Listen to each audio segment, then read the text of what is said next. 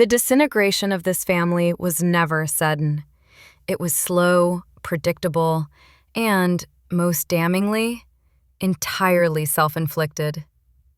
What ultimately shocked Kody Brown and Robin Brown was not marital conflict, nor emotional estrangement, nor even public criticism. It was something far more destabilizing to their internal hierarchy: the refusal of the other wives and children to continue performing obedience. For years, the system functioned because compliance was mistaken for loyalty. Christine was expected to remain grateful for neglect, Janelle for financial exploitation, Mary for emotional abandonment. The children were expected to orbit quietly, available when summoned, invisible when inconvenient. That arrangement collapsed the moment the family's peripheral members stopped waiting for scraps and began living full lives without permission. Christine's departure was the first and most devastating rupture because it violated every expectation placed upon her. She was not supposed to leave. She was supposed to endure. From designated doormat to structural threat. Christine Brown was never meant to be a problem. She was meant to be the buffer wife, the emotional laborer, the agreeable third who absorbed tension and redistributed peace.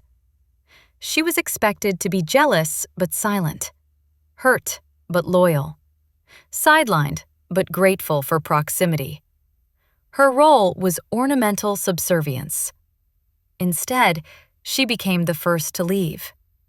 That is the irony Kody and Robin never recovered from. The wife conditioned for submission was the first to reject the system outright. Not the pragmatic Janelle, not the dominant Mary. Christine, the one who internalized the family's doctrine most deeply, was the first to stand up and walk away. Her exit was not merely emotional, it was existential. It exposed the truth that obedience had been mistaken for consent and patience for weakness. Once Christine removed herself from the hierarchy, the entire structure began to fail. The insult was compounded by her subsequent trajectory. Christine did not spiral. She did not beg. She did not regress into loneliness or financial instability. She thrived, socially, emotionally, and, most threatening of all, publicly. The narrative was supposed to punish her for leaving. Instead, it rewarded her. That reversal was intolerable. Janelle's children and the first open defiance.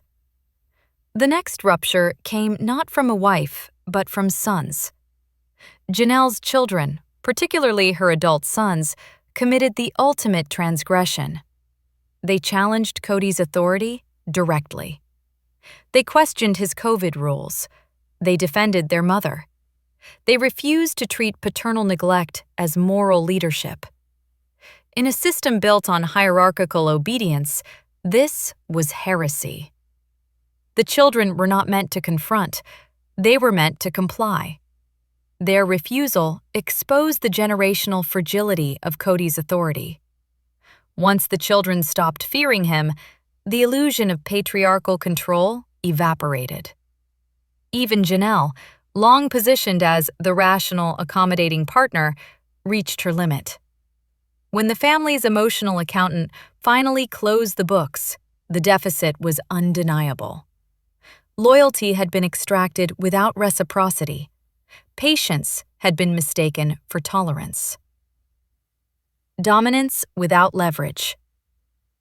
Mary's trajectory is perhaps the most tragic because it reveals the emptiness of positional authority without emotional or financial leverage. Often perceived as dominant, Mary was, in practice, the weakest player when it mattered. She remained long after she was wanted, tolerated rather than valued, possibly clinging to the hope that Christine's exit would elevate her position. Instead, she discovered that even the role of discarded placeholder was no longer required. Robin and Kody did not want Mary's presence, not emotionally, not narratively, and not financially unless it benefited them. Her loyalty became inconvenient once it ceased to be profitable. Yet Mary's eventual negotiation over Coyote Pass revealed something else entirely: leverage. Whether through financial entanglements, legal vulnerabilities, or unspoken knowledge, Mary was no longer a passive participant.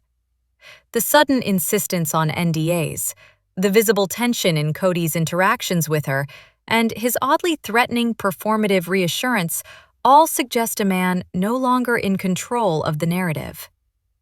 Kody is not afraid of Mary. He is afraid of what she might say. Robin Brown and the myth of the selfless polygamist. Robin Brown's greatest sleight of hand has always been her ability to position herself as the most devoted plural wife while behaving like the least communal. From the beginning, Robin prioritized emotional expression over collective stability. She spoke up. She demanded reassurance. She articulated dissatisfaction without apology. In a monogamous relationship, this might be healthy. In a polygamous structure built on utilitarian sacrifice, it was corrosive. The other wives absorbed discomfort for the sake of cohesion. Robin never did. This was not accidental. It was strategic. She did not keep sweet because she did not need to. She understood early that emotional transparency functioned as leverage, not vulnerability. While the others minimized their needs to preserve the family, Robin maximized hers and reframed them as moral necessities. She was never built for polygamy. She was built to win it. Sexual politics, power, and public humiliation. The recent pivot toward overt sexual commentary is not confidence, it is panic. For years, sexual boundaries were treated as sacrosanct on the show, implied but never discussed. That changed abruptly once the family's relevance and income were threatened. Suddenly, sex became spectacle. Kody's comments were not merely crass, they were revealing. They exposed a man stuck in adolescent bravado, projecting his own fixation while accusing others, particularly his sons, of sexual immaturity. His lack of self-awareness was matched only by his inability to read the room, even as Robin occasionally attempted damage control, or pretended to. Contrary to later revisionism, Robin did not steer these conversations away. She initiated them. Her comments about affection rejection and intimate labor crossed boundaries that should never have been breached, particularly when referencing other wives' private lives. This was not embarrassment. It was participation, followed by plausible deniability. The implication was clear. Intimacy was transactional, conditional, and weaponized. Affection was withheld as punishment. Compliance was rewarded. Rejection was reframed as abuse. This was not mutual intimacy. It was coercive expectation dressed as marital duty. The fantasy of sexual superiority. The fixation on sexual vitality, particularly in contrast to Christine's visible post-divorce happiness, reveals deep insecurity. Kody's sudden need to brag, to assert desirability, to frame himself as sexually fulfilled, is not about intimacy. It is about control. Christine's autonomy shattered the myth that access to him was a privilege. Her thriving exposed the truth he cannot tolerate. He was not the prize. Robin's role in this performance is equally revealing. Once dependent on sexual competition to maintain status, she now appears trapped by it. The allure that once functioned as leverage has lost its utility. Without rivals, there is no contest. Without a family structure to dominate, the relationship collapses inward. The result is a couple performing passion for the camera while radiating mutual resentment off-screen. Financial entanglement and the illusion of shared assets. The collapse of the family is as financial as it is emotional. Coyote Pass was not a dream. It was a bargaining chip, a promised future used to extract present compliance.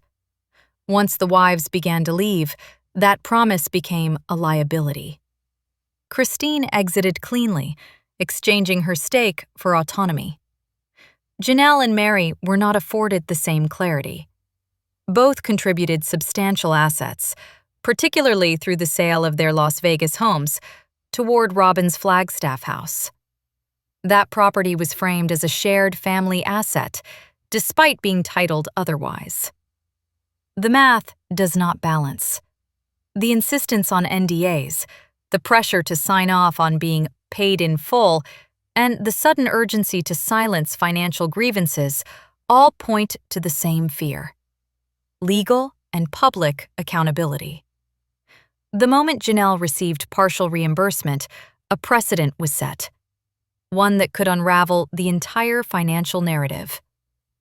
Robin's panic is not about love. It is about loss of income. The end of the empire fantasy.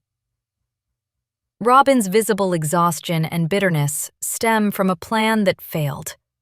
She did not want monogamy. She wanted managed polygamy, centralized control, decentralized labor, and communal income with personal spending authority. The vision was an empire. Coyote Pass fully developed, multiple income streams, passive revenue, and a matriarchal position unchallenged. What she received instead was isolation, public scrutiny, and a rapidly shrinking paycheck. Christine living that dream independently is salt in the wound. The breakdancing delusion and accidental self-parody. Even the lighter moments reveal something unsettling. Robin's insistence that she can breakdance, presented earnestly, not humorously, underscores a broader pattern: self-perception wildly disconnected from reality. This is not confidence. It is delusion reinforced by years of being centered, affirmed, and insulated from contradiction. When no one challenges the narrative, even the absurd begins to feel plausible. The clip did not originate accidentally. It was offered. She believed it would impress. Conclusion: they got exactly what they built. Kody and Robin are not victims of abandonment. They are casualties of their own design. They built a system that required subservience to function, and were shocked when subservience ended. They mistook endurance for loyalty, silence for consent, and compliance for love.